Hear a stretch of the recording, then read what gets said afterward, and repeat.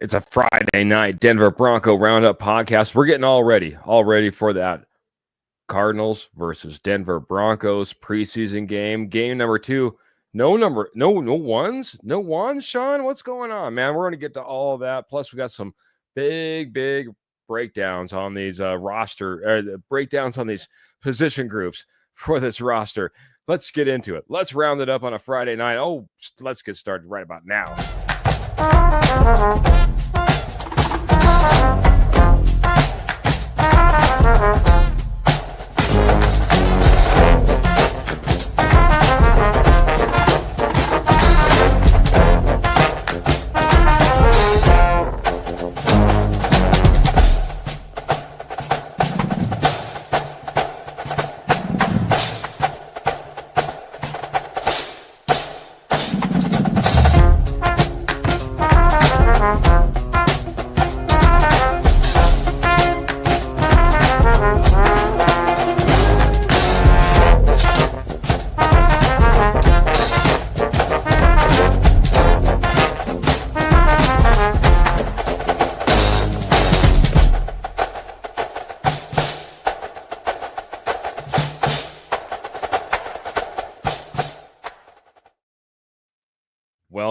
Welcome into the Denver Bronco Roundup podcast. I'm Keith Brugman, man, but I'm not riding alone.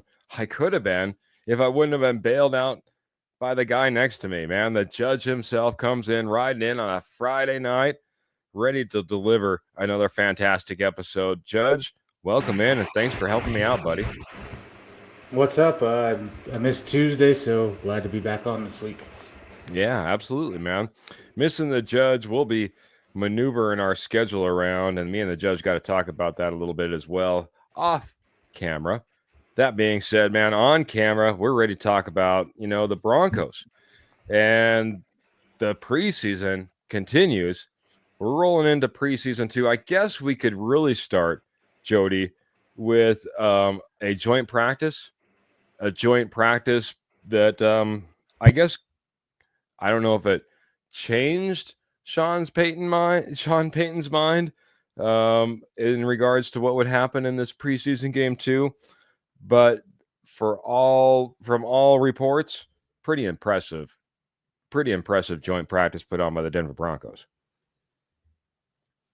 Yeah, I agree. It sounds like it was Bo Nix's best day of training camp so far. It sounds like he was tearing up that defense, which is a good thing. Way to end camp on a high note.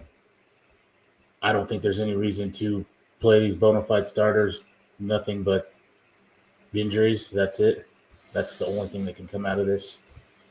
There's a few position battles. Your fourth running back, who's going to be are you keeping 6 wide receivers, some low-end battles, but for the most part, we know who the starters is, and we know who is backing them up. So this is a great time of the year. I mean, when the biggest thing you have to worry about is our punter going to hit the ball good, or is he going to shank it? I mean, you're in a pretty good position.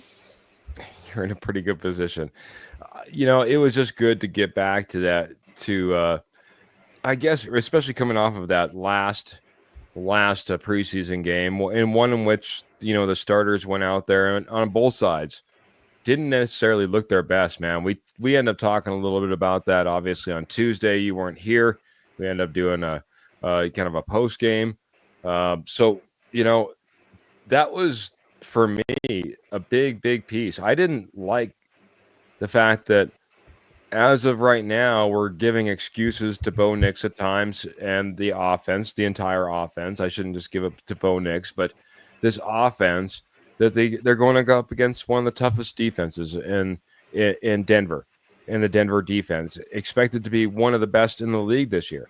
So when the offense struggles in normal training camp against the defense, we say, hey, wait. No big deal, man. It's a top defense. And then, they looked good in training camp joint practice against the 49ers, but then not really all that good versus them in the game. Well, I guess we get a little bit of a rebound. We looked really good in joint practice. I guess we won't get to see that whether that rebound continues, though, into the game with the starters, because we're not going to get the run except for 5 or 6. And I do want to get some thoughts on who those 5 or 6 might be from you as well as from the posse. I'm going to try to be running producer and host here. So I see all the comments coming in. I want to get to them in just a moment as well. But what are your thoughts on that, Jody? That, this kind of this ebb and flow that we've seen from the Denver Broncos team, maybe tough against themselves and then, not so good against the 49ers and in a preseason game, and then better again in joint practice versus the Cardinals. Now we won't see them. Any analysis there? From a lot of analysis and other head coaches, it sounds like they get more work out of these joint practices than they do in preseason anyways. So if Denver was, got what they want out of this joint practice, there's no need, in my opinion, to play your starters in this game, especially starters that are not just penciled in, black markered in as a starter, Bo Nix, for example. So I have no problem with it. I do have one question for you. You brought up the 49ers game. Do you think that the 49ers broke this unwritten rule of blitzing and different things? I heard that kind of get brought up, that the Broncos were on this, they were preparing for this kind of generic thing and kind of got something else thrown their way. Do you buy into that, or do you think it just no? I don't buy into it, because I also remember, I think, Nathaniel Hackett and Russell Wilson running their starters like into the third quarter, trying to make sure that they're. I mean, there is no real unwritten rules, and I didn't see anything egregious or atrocious that happened out there. Hey, if they want to show more bags in their, more tricks in their bag of tricks out there on the field, so be it. Maybe we'll match up against them, an NFC team here in the Super Bowl, and we can exploit that later. But no, seriously, I mean, I really don't have any issue with it. Did you have issue with it, or what are your thoughts? And I gotta get to the comments. No, I had no issue with it. I mean, we've looked, average at best on offense all camp, so I mean, it fit right in with the mold. Fit in with the mold. Very good. Paul's coming in and saying, howdy, partners. Giddy up. Let's go, Paul. Glad to have you with us, and can't wait for a fantastic show. A lot of your comments, thoughts, and questions. Ernie Mays, always a part of the show. I can always count on Ernie Mays. Go Broncos country only. Bo Nix for 6. Hello, Keith and friends.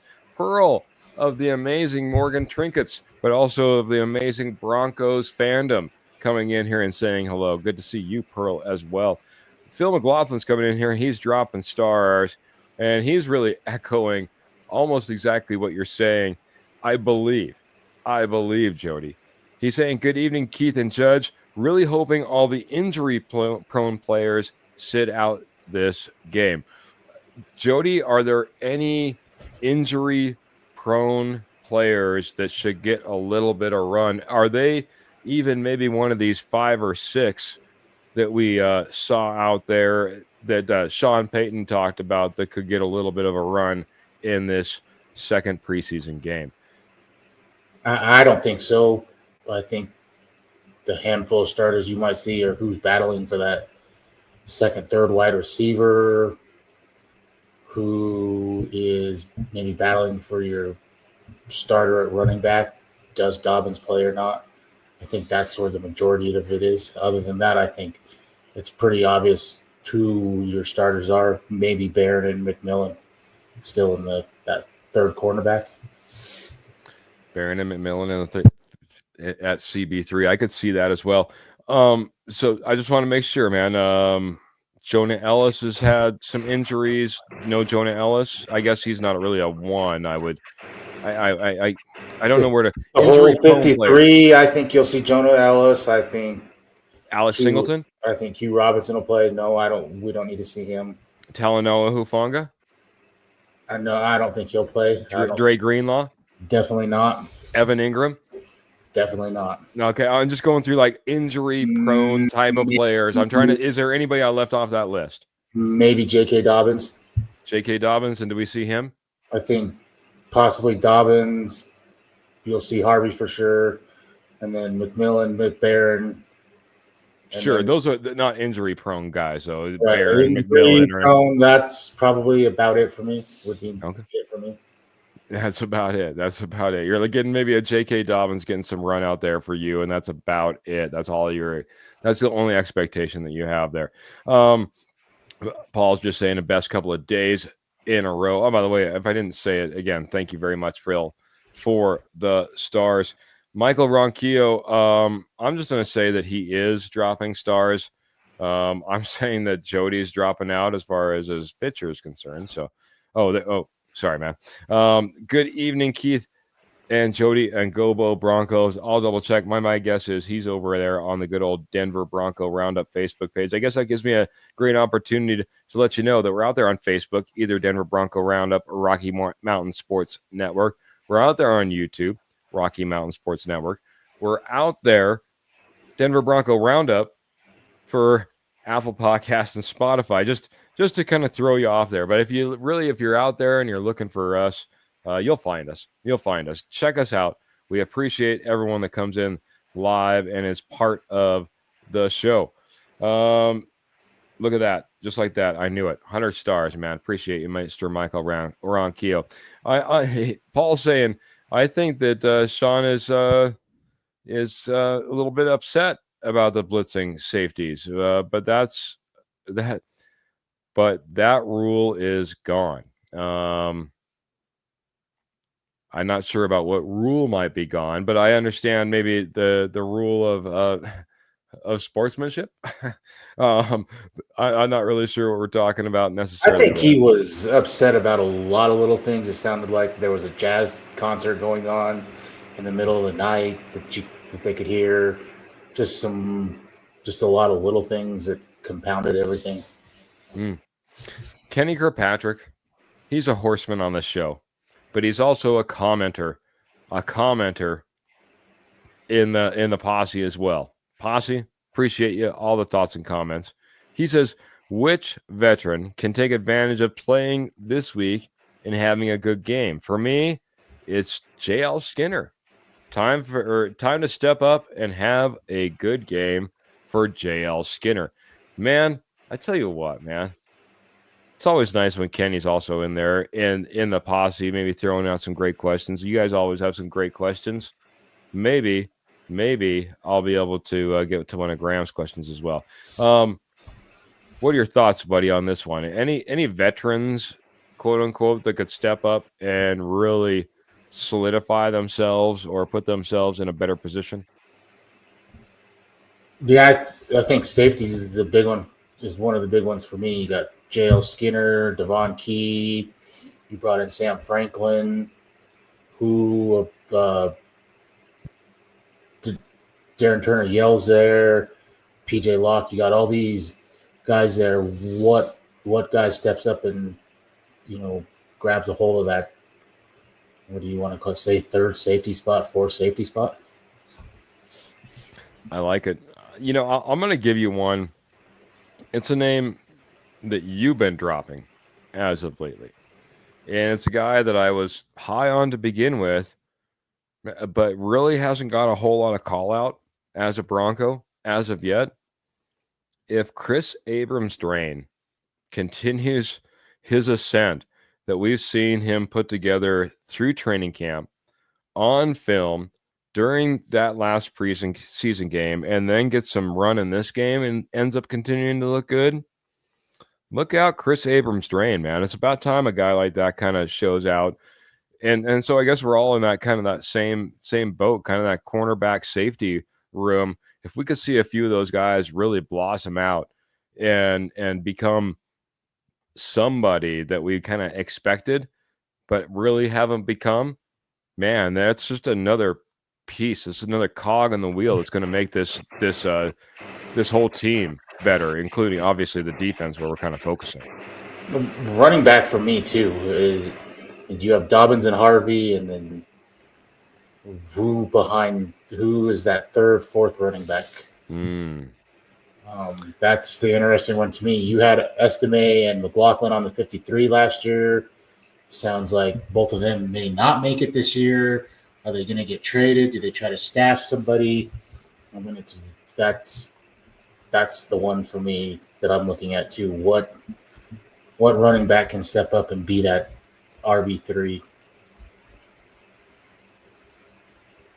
Yeah, it will be interesting to find out who that could be because we've gotten a lot of run. Sean Payton in his presser was talking about Tyler Bidet and how he came in as a guy that dressed for a playoff game. I know that Jody was all over that. He was excited. I can't tell you how excited he was that he Yeah.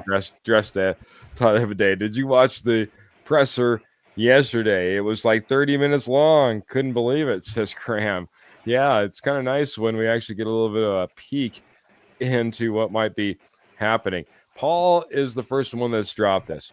He says, no starters. Sean said 8 players could basically starters on situational guys talking, and this is maybe his thoughts, talking RJ, Pat Bryant, PJ Locke, Chris Abrams-Drain, Jaquan McMillan, Malcolm Roach, Devon Vele, and Adam Troutman. That's his thoughts on guys that maybe might get a run out there that would be maybe considered starters or right in there that might get some run. How do you feel about that list, or is there a name you want to take off or put on? What are your thoughts on that, Mr. Jody Moncrief? No, I agree with that. The only other ones I would add is McMillan or Barrett would be about the only other one. I think he'll play, just being a rookie and stuff. So, but I agree with that. I agree with that list. It's a pretty good list, yeah. Paul's doing his homework, man. I always end up talking about Michael Ronquillo and how he can be in here dropping information for us, and he's great at it. Thank you, Ronk, for being a part of the show. But Paul, all of a sudden, man, dropping his Broncos knowledge like you wouldn't believe. And this is the I got to get to this, man. The guys are talking in the posse here, and can we just talk about Kay Adams? Also, we need Kay Adams in attendance at Broncos camp more often, so Sean is in a good mood. Yes, more Kay Adams, says Paul Schaefer.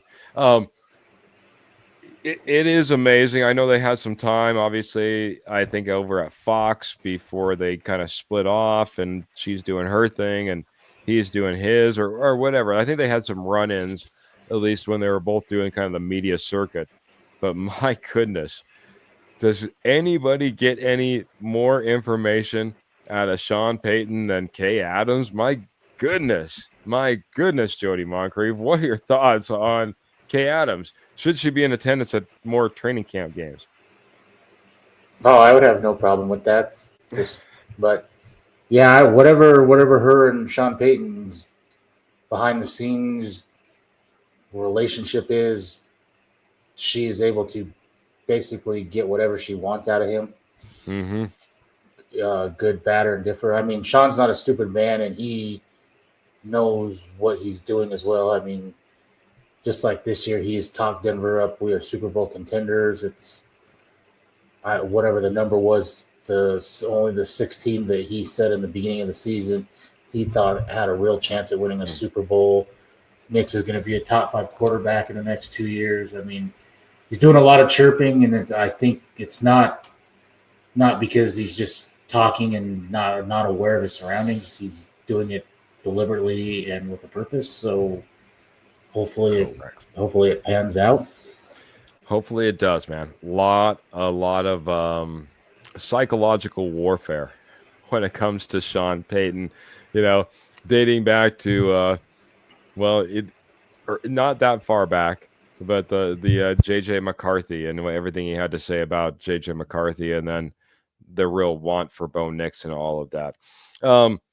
Diggy Brown. Oh, go ahead, buddy. I will say, if you read the Shams article, it sounded like that they scouted Nix for like 2 years. He's got a book on him. I mean, he was high on him, and it sounded like, other than Jaden Daniels, Nix was number 2 on his quarterback list. Now, would he have taken Nix over Caleb Williams? I don't know. I mean, he even in the article stated that one of the things he didn't like about Caleb Williams was he holds the ball way too long, takes a lot of sacks. So if this is all true and this was all being scouted out, that is one that I will agree that he may have tricked somebody into jumping up or to allow Nix to fall to him, because it sounded like Nix was his number 2 quarterback the whole time. Yeah, high priority for Sean Payton. Bo Nix, he tried to play him underneath the radar. I wanted to get to Biggie Bronco. He says, I hope everyone's having a better night than I am. Biggie Bronco, don't know what's going on, buddy, but I can say this. I hope just hanging out here, talk a little bit of Broncos football, hanging out with us makes it just a tad bit better, man. Just a hair better, man. If we can do that, I'll be a happy man. Hopefully we can do that for you. Hang in there, buddy, whatever is going on. And let's just talk some Broncos football for just a moment if you can, bud. If you can. All right, man. We've kind of talked about it. We danced around it a little bit. Michael Ronquillo, I got to say that he's got a big one. I read that Sean Payton said no starting players are not playing against the Arizona Cardinals. Sean Payton said that starting players will play about 6 to 10 plays against the New Orleans Saints. I'll throw ahead and throw that comment up there. It is weird. I saw Vic Lombardi. I saw James Marilat both calling out the fact that I think the Broncos country is getting shorted in the fact that the one preseason home game that we have, no starters. And then the next following week when we're in New Orleans, where Sean Payton has spent all his life and all his career, of course, that's where Bo Nix might get out there with the starters and get a run. I'll just be honest, and I think we're going to be in agreement on this, Jody. I say I really don't care. I really don't care. I think that Sean Payton is trying to manage load. He's said that, he's never had 2 joint practices with a football team. Now he's had back-to-back weeks with joint practices. He's seen 2 different defenses. He's seen 2 different offenses. You just got done talking about how much more they get out of joint practices than they get out of preseason games. It doesn't really matter if Broncos country doesn't see Bo Nix in preseason game 2 in the Mile High atmosphere. It means nothing to me. This team, and I've said it for a while, they have Super Bowl aspirations. And if one of those guys get hurt in preseason number 2, that would just be devastating. So there's no point in it. I think it's just a talking point and conspiracy theory to say, because New Orleans, it wouldn't matter if it was New Orleans, whoever next week was. I think that was the plan all along. So that's just my opinion. It's my opinion as well, buddy. And everyone will forget, everyone that was bringing this up when Denver's 4-2, 5-2, 6-1, whatever, it'll be long forgotten about that we didn't get to see 8 plays at a preseason game. If we're not 4-2, if we're 2-4, could you point back to not enough time with the ones getting some real reps, getting it into a real game situation, not these dreamed up training camp joint practice situations? No, because I think you'll have bigger problems, and I think it will be more on your offense may be struggling, but I think it'll be more on the defense if you're 4-2, because I think if the offense, which I don't expect this, but if the offense struggles a little bit to come out of the gate, you have that safety blanket of a defense that will keep you in games and could possibly, if this is really a 2015, Broncos defense, 2012 Legion of Boom type defense, that buys you some outs and some time if your offense isn't just clicking on all cylinders week 1. Oh, why not the 2000 Baltimore Ravens while we're at it? No, I'm just kidding, Betty. I'm just kidding. Oh, what? I mean, that's the comparison everyone's making, and if everyone stays healthy, if you know your free agents stay healthy, I I can see this defense being right up there with that. Yeah, I just saw right before we went live, this top front five might be the best front five in all of the NFL as far as the defense is concerned. Talking about being at the very top, I want to break and talk about our amazing sponsor, and that's Morgan Trinkets. Morgan Trinkets has been an amazing sponsor of ours for I don't know how many months or years it is now. Pearl will have to add that up so we can start talking about that. But what I do know is Morgan Trinkets has been your headquarters for Southwest Jewelry, Southwest Pottery, and Estate Gold wholesale prices for over 34 years. And now they're just hanging out in your backyard, Northern Colorado, Southern Wyoming, doing shows in almost any fairground, any dog show, any gem show, any rodeo, fairgrounds, hoopla that you got going on in your backyard. I almost guarantee that Morgan Trinkets may be there as well.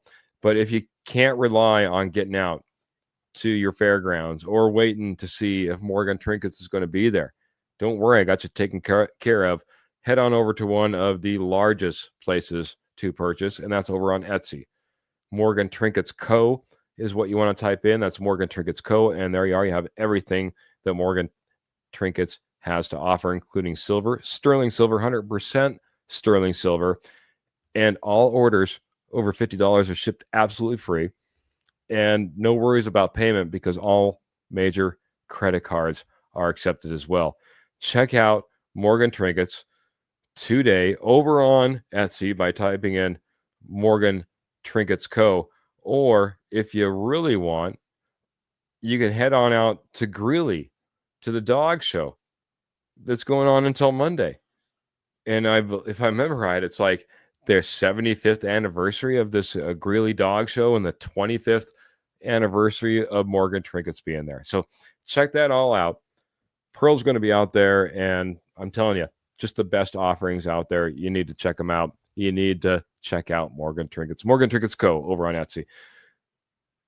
Mr. Judge, it is time for some rulings because as of right now, there are some big position groups that even Sean Payton started positioning and stammering and kind of speaking around in his last presser that are going to bring about some very, very tough decisions.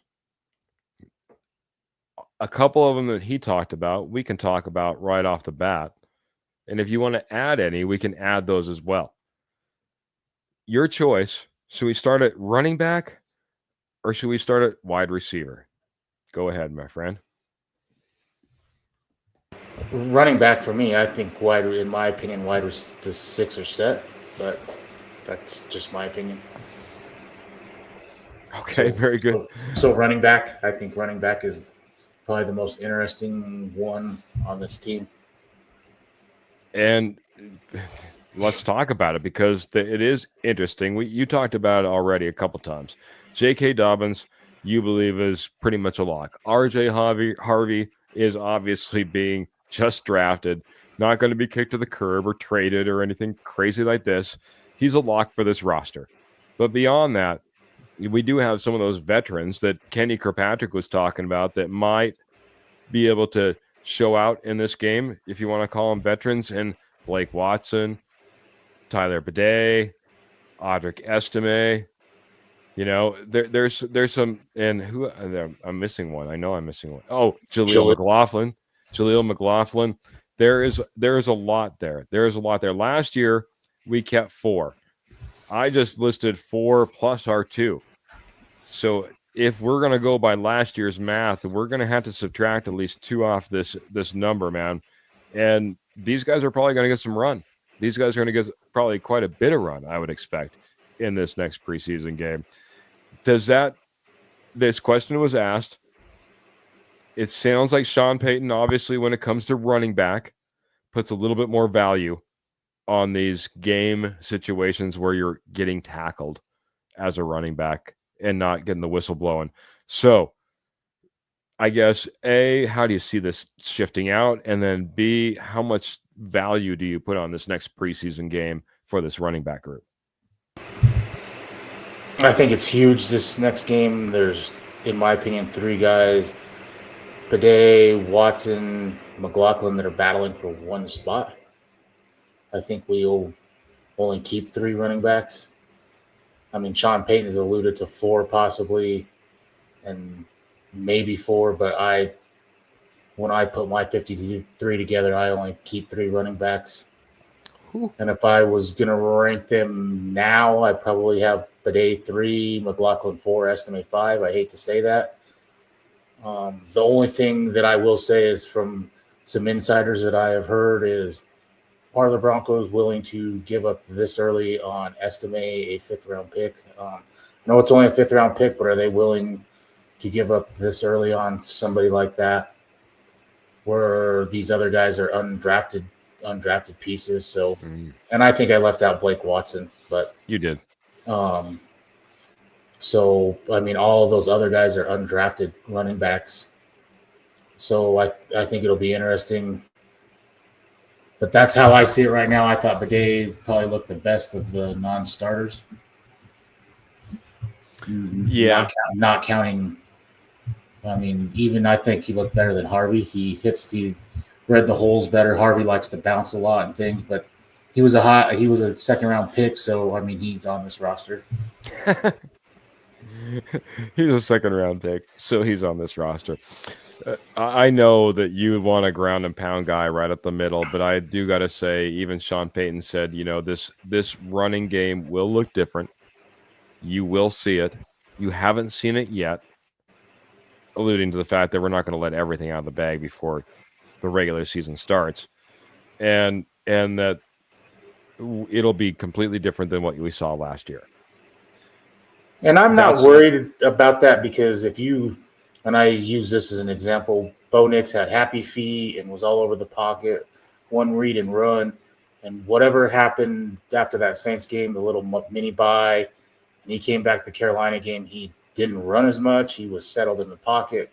Whatever they told him, whatever they did, changed a whole bunch. And I think you'll see that with Harvey and some other guys that wanted to just bounce outside and try to outrun people. I think they will get that corrected. And the holes, from what Peyton said, the holes were there last year. Running backs were just missing them. So hopefully somebody can, one of these running backs can fix that. Yeah, he did a little bit to the offensive line. He alluded a little bit to the running back itself. I think that he's okay with a little bit of bouncing to the outside.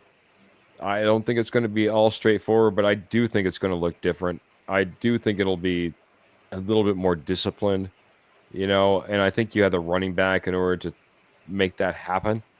You know what I mean? At least you're reining him in and not asking him to do something that he's not able to do in some of at least the running situations. Blocking, obviously, we'll see how RJ Harvey develops over time. It's always a big jump when you go from the college to the pros and the whole nine. So I wanted to just get back into the posse real quick, because I want to celebrate that Miss Pearl, and I was trying to see, Yoda is coming to the gem show. So if you want to check out Yoda, her corgi, then you got to head out and see Yoda on Monday. But this is the one that really caught my eye. Paul Schaefer, just casually dropping, I'm in the Oceanside Body Surfing Championships tomorrow. Oh, yeah, me too, Paul. Holy cow, man. Congratulations, man. Good luck to you. Good luck. I hope you go out there and you kick some wet behind, I guess is the best way to put it out there, body surfing. So enjoy yourself. Have a great time. New pre-qualifications is $75 entry. I'm excited.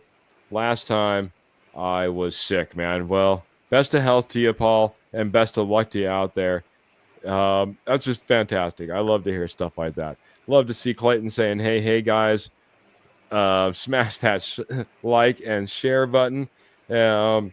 And I actually beat you to it, Paul, Clayton. I beat you to it. I was talking all about us a little bit earlier, but even Kenny Kirkpatrick pointed out to me, if you don't know the power of it, a like, a thumbs up, whether on YouTube, whether you're on Facebook, man, it does tremendous things.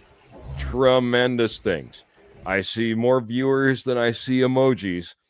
So if you can, give that thumbs up, give a love, give a wow. Man, I tell you what, that's all on Facebook. If you're over there on YouTube, giving that thumbs up, man, we sure do appreciate it. Makes a big difference over here for us.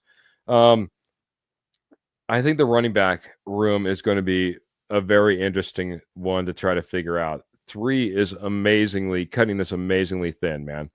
Coming from the amount of depth that we have to go into 3, I can still see this sitting at 4, and it's tough to get to 4. I think that once again we'll have questions about who's let out the door. Is there anybody that you just think that you can squeak onto that, that practice squad that makes it a little bit easier, that would make it a better decision? We've seen that in years past. Is that sitting in the running back room? Can you sneak you can probably sneak a Blake Watson on there, I would imagine. Yeah. Is there anybody beyond Blake Watson that you feel good about getting past, the waiver wire and still being able to hit the practice squad? Bidet would probably be the next one for me. I think Jaleel put too much on tape last year, and his speed alone, somebody will, find 3 to 4 plays to use him. And Estime, I think people still see something in him. So those are the 2 guys I don't think you could sneak through. One thing I do think that hurt this running back or made it a little tighter is Nate Atkins going down, because I thought in different parts, I've thought just get rid of Michael Burton and you could carry a Blake Watson or an Audric Estime as a fullback with Atkins on this roster. But now that he's going to be out into the start of the season, I think that almost 100% assures, whether he's on the initial 53 or he's cut and he's brought back like he was last year, he is going to be on this 53 and on the game day 46. So, and don't forget though, don't you have that PUP that you'll be able to put him on, like that you could put him on a short-term PUP and keep him off the 53 and float that position for at least for a little while. I think that might be an opportunity that you might see with Atkins that could be used as well in order to I agree with him that on the roster. I just think that now forces you, since you've been all along, since Peyton's a fullback guy, that Burton is pretty much a lock now. Where I could have seen him get cut and Nate Atkins do a little of the halfback, fullback, tight end, all in one type thing. I'll get to 2 comments because I got a new face or one I don't recognize as much. So Zach, I appreciated it. I apologize if I'm not recognizing the name. We've had some longtime riders here in the posse. Zach, you look like a new name saying let's go Broncos. Also, Clayton is dropping 10 stars and getting dirty here on a Denver Broncos Roundup podcast by talking about, well, the Milwaukee Brewers. Man, what a come from behind from the Brewers, baby. Let's go, he says. We're not going to talk about any more Milwaukee Brewers. We're going to be talking all Broncos. This running back room, though, man, I think you're absolutely right. I think it's going to be very key what they're able to do it out there, on this next preseason game versus the Arizona Cardinals.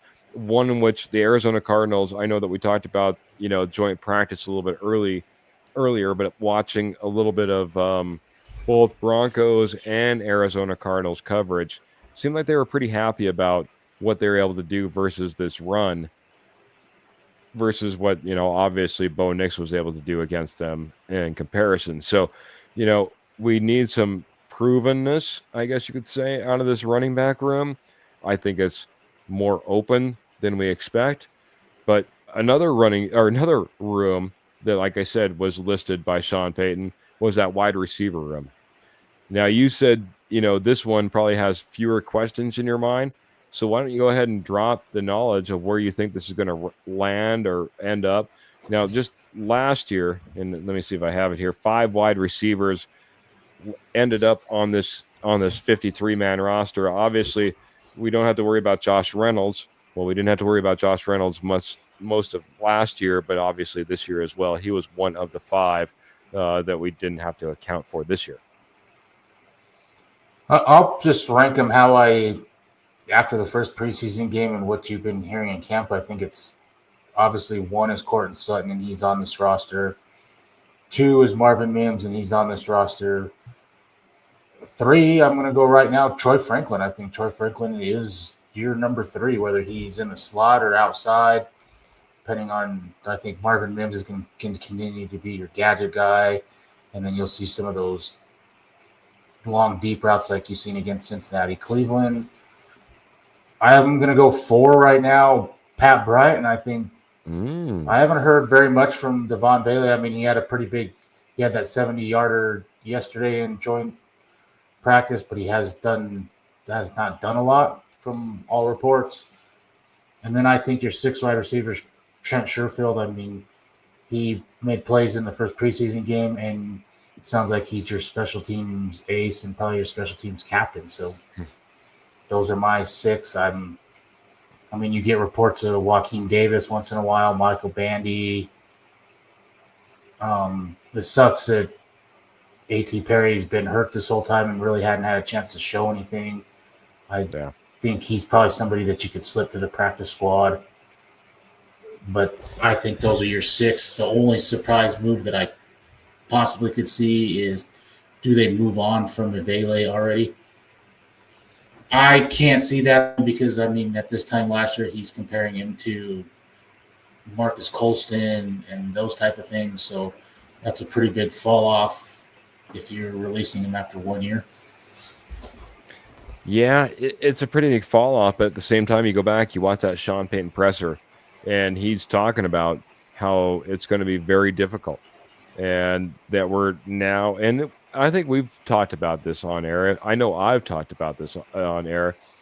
This is a different era for the Denver Broncos. It's a great position to be in, to where your talent level starts creeping up. And you have to start worrying about, is Devon Bailey now expendable? Is Tim Patrick expendable? We just went through this last year. It does rise to that point. And I want to say this before I don't get that opportunity, because things leave my mind way too quickly sometimes. Troy Franklin, seeing him, I guess, quote unquote, in person down there at training camp, is a more of a specimen than I expected. He is a pretty tall, lengthy guy. He does obviously have the get up and speed. You can see why there was the Oregon Duck connection, Ducks Unlimited up there in Oregon between Bo Nix and Troy Franklin. It's something that, if it clicks here in the NFL, could really be something, man. And I've said for a while that he's your biggest boom bust wide receiver, and if he booms, that's where Denver becomes elite, because I think he's your one. Mims can do it, but the way they use him is where he doesn't get a lot of yak. He gets yak off these little short catches, but Franklin is your guy that you can throw a 10-yard slant to, and he's the one guy that's going to get you a lot of yak after the reception. And if he can take that next step, I think that puts Denver, moves them up into the elite type offenses. Yeah, I agree. It puts you over the top. Because elite speed, elite size, man. And Sutton, right? Because Sutton, Vele, Bryant, they're all these possession guys that go over the middle, catch the ball, will win you 50-50 balls, great with their hands and stuff. But besides a handful of little plays, you didn't see a lot of yak after the catch with these guys, and I think that's the one guy that can do it is Franklin. I agree, man. Glenn Ashley is ready for it as well, man. He says he's been on a long break with a school holiday, but man, he hopes everyone in the posse is doing fantastic, and he's just ready. He's ready. He's ready to see Troy Franklin going off and catching over the middles, down the sidelines, big time passes, being Bo Nix's boy once again. If we see a wide receiver 2 coming into form, like we've wanted a wide receiver 2 come into form, and it ends up being Troy Franklin, Marvin Mims, Devon Bailey, Pat Bryant. I mean, the names go on, and that's why there's going to be a tough decision when it comes to this wide receiver group. Last year, only keeping 5. I think you were talking about maybe holding 6 with Trent Sherfield maybe this year as well, being that wide receiver. Kind of makes sense as far as the special teams is concerned. Of course, Traymon Smith was our guy last year that we no longer have, and he was kind of our special teams demon out there as well. So out goes Traymon Smith, in comes Trent Sherfield, and kind of a wild card wide receiver too. Talk about a guy, Kenny Kirkpatrick mentioned it earlier, a veteran that could really show out. I mean, Trent Sherfield has another game like he had last game against the 49ers, and he's going to start turning some heads, and we'll really have to worry about, what this wide receiver room looks like. We talked about the 2 big ones, man. We still have a little bit of time left, so we might as well get into any additional position groups that you really think that you're going to have to key in on and look at, and maybe whether this Arizona Cardinals preseason game 2 makes maybe a difference as well. I got to check some stars too, because I think Patrick Wiltsey is helping us out here and saying aloha to us as well. I'll just throw his aloha up here, and I'm going to check those stars as well. Patrick, I see you there, buddy. I do have one more. I think last year they kept 9 offensive linemen. We know who the 5 starters are. I feel pretty good about Matt Parrott being one, Alex Pacheski being one, and I'm going to throw Frank Crum in. They kept him around all last year. They didn't let him go to the practice squad. They see something there. That's 8 guys right there. But what has me a little worried is if you're going to keep 9 of your 4 backup linemen, 3 of them are tackles. I mean, those are 3 tackles. What interior guy are you going to keep? Are you keeping Webb? Are you keeping Forsythe, who looked like he was the number 2 center last week? Are you keeping the guy out of South Carolina, the rookie last year? It's going to be interesting. Who is that one interior guy that they keep? Gargilo. Yeah, I didn't even want to try to pronounce it, but it's okay. Nick Gargilo and Clay Webb. Right. Who is that interior guy that they keep? I wasn't high on Forsythe, but I mean, I was actually kind of surprised he got run at number 2 center. So, I mean, that's probably a good sign. It'll be, if he starts there again, it's probably a good sign that they like him as that, number 2 center still. Yeah. I mean, and he also got to love his flexibility. He can be a center. He can be a guard. I mean, he has that ability to shift around. I think another big question that a lot of people, maybe it's the way too early question to ask right now is what happens with Ben Powers and whether he comes back and his contract as well, because we'll have to, if he doesn't come back and he doesn't get extended, and I don't know if that's, this offensive line is starting to get pretty expensive, Jody. I don't know if that's a 100% lock. Then you have to start wondering where these pieces and parts start moving around and what you do, because we haven't necessarily invested highly in the offensive line when it comes in regards to the draft. The offensive line will be an interesting position to look at. I think Ben Powers is going to be really interesting next year because he doesn't really fit this kind of wide zone, or I don't even know what you want to call it, but kind of wider zone that we're running. I mean, he was straight power in Baltimore. I mean, Bulls ran this wide zone in college. Same with Mike McGlinchey, and he ran it in the 49ers. Quinn Miners he can do whatever. He's probably the second best guard in football. So Ben Powers is the one guy that just doesn't really fit this type of scheme, and it'll be interesting to see how he plays this year. Yeah, it will be interesting. Patrick Wiltsey did drop 100 stars. I said that I was going to go back and look, and then Phil says I did all drop 100 stars, but he wants to bring up this. He says also keep an eye on Christian Williams. He did a great job and could help the depth on the defensive line. I was looking at that name as well because the defensive line is a place that we didn't necessarily invest in a whole lot. And, I had all the names that, we need to potentially add to this roster, and I thought about putting Christian Williams on there as well. But, on the defensive line, we also have like the Savion Joneses as well that we need to start thinking about adding into this mix. Just on the defensive line, I had the defensive side, I had Q Robinson, Jade Barron.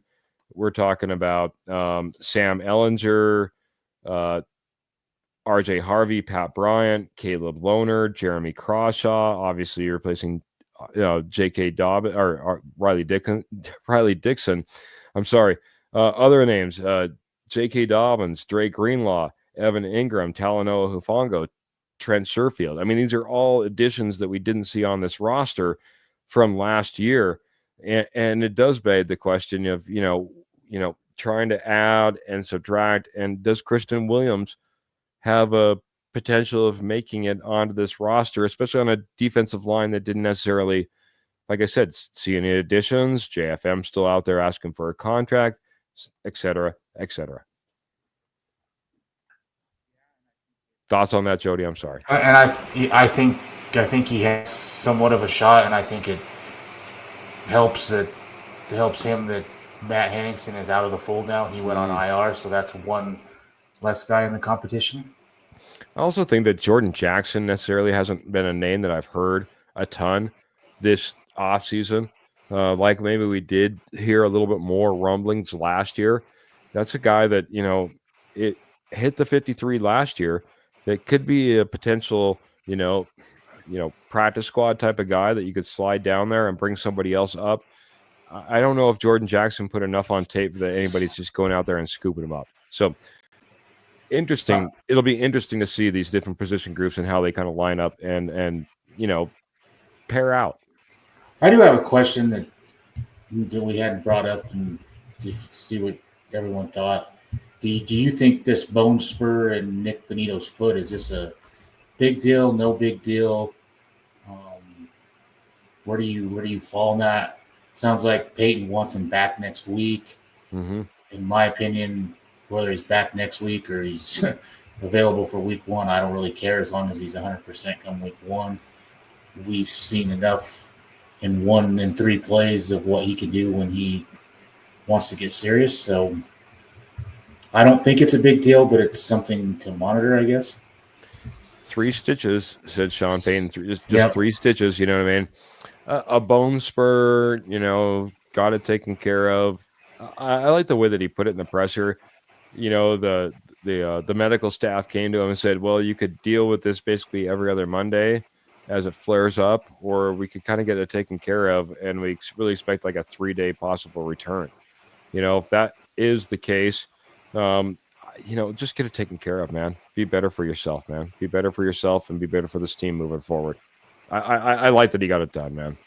One thing that I always found interesting is if they know about these injuries, in the offseason, why do they wait till right in the middle of training camp to address them? Is it strategic so that they can miss time in camp because they don't want to be there, or why is it if you know you need the procedure, do it and get it done and be ready for camp? Yeah. From what I heard, this was kind of a flare-up. It happens, he didn't really notice it until he started getting all this issue. It really came about a week ago, started dealing with it, and then went from there. So, but I agree, man. When a guy's like, yeah, my, whatever, I had a torn meniscus. at the end of the season, and I waited 3.5 months before I got it taken care of, and now I'm going to be out all the training camp, and it's like, what are we doing here? Yeah, I agree. Well, the one that I drives me nuts. Back to is Randy Gregory. I mean, he knew about it when in free agency and waited, and then did it. It was like, get it done. Yeah. I got to hit this one real quick. Phil McLaughlin says no news on Garrett. No news is good news, I guess. But I guess there was a little bit of news. Sound like Garrett Bowles. They took him off. They took him over to an ambulance. Went off on his own power.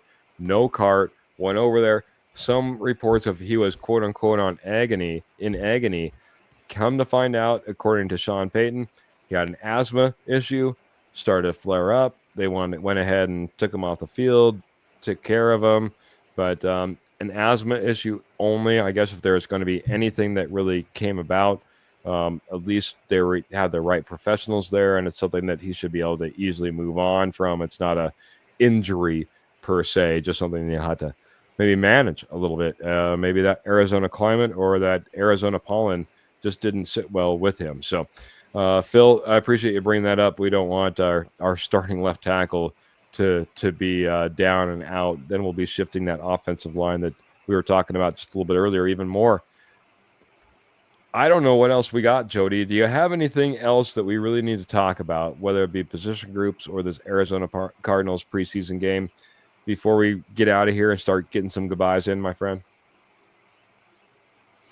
I don't. I think this team is pretty well set. I think that they do have some tough positions at a few key spots, and I guess that's a good problem. I mean, if you've got to let go of a good player, that means you have multiple good players at that position, which is a good thing. And I will say it again, a lot of credit to George Payton for putting this roster together and what he's done with the cap restraints of this Russell Wilson deal. I mean, don't forget, we're still eating close to $35 million in dead cap.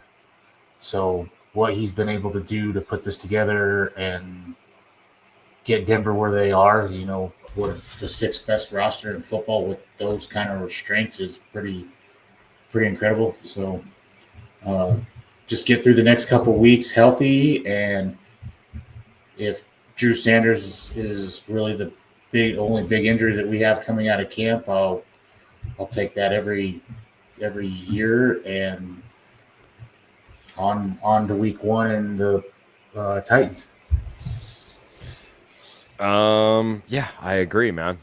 Can't wait for the Titans. What a great way to maybe open up. No sleeper game there. No taking anything for granted. I think Phil's coming in here and says May's stars were about Micah Abraham. I'm not sure. Or my stars, my guess were about Micah. My guess would be Micah Parsons, but I don't see it, and I apologize, Phil. I don't know where I'm missing you, buddy. I appreciate the stars. If I don't catch it this episode, I promise I'll get back to you on the next one. I promise, man. Free comment, free question, no stars needed. I'll get you all taken care of. I do appreciate everyone that was able to come in here this evening, though. My last thought, man. I think coming off that 49ers game, man, there was some disappointment from me not seeing the starters go out there and do what I wanted and expected them to do. And I put a lot of onus and a lot of pressure on them to maybe go out there and do something. Now we're going to see no starters in preseason game 2. And you'd think I'd be pretty upset about that, but I understand it. And I think that it's maybe not the worst move because, as Jody pointed out, I think these joint practices do bring a lot to the table. The final thing is going to be that last and third preseason game. They will be able to go out there. They'll be able to knock off a little bit of rust. Hopefully, we see the best of Bo Nix and the Sean Payton offense, as well as, I don't know, Zach Allen, Nick Bonito, and this Denver Broncos defense. If not, it's all about 17 games, and it's a long run. It's a long stretch. Last year, I think it was almost a little bit too much, especially when you have one of the youngest rosters out there. It's all about the long run. We're looking for 17 plus. 17 plus. So if that means holding a little bit back right now in order to make that run later on, let's do it, Broncos country. Let's go out there. Let's get it taken care of in the 17 plus games that we need you to get it taken care of. I will be interested to go out there and watch the depth on this team because it's getting better. And it's getting, to that level to where we can actually be proud of turning to a backup and knowing they'll go out there and perform. And it's only going to get better. And it starts again. Can't wait. It all starts this season. I really feel like we're really building something. I think we might have a possibility of going post game, but the easiest way to follow us all, like, share, subscribe. Make sure you hit that notification button. We're on YouTube. We're on Facebook. We're on Apple Podcasts. We're on Spotify. Jody, anything else before we get out of here? Want to give us any mile high salutes or anything? No, just get through these next couple weeks healthy and on to Tennessee. I think this team is in a great position. We've stayed relatively healthy throughout camp. Knock on wood that continues.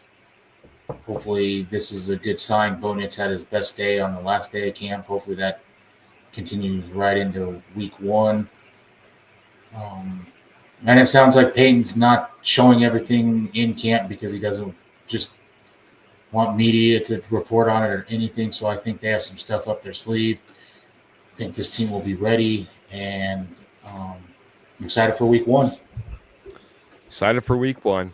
We still got a couple of preseason games. We'll watch those play out. I'm sure we'll have plenty to break down, whether it's a Tuesday, Friday, Monday, Wednesday, Thursday, Sunday, Saturday show.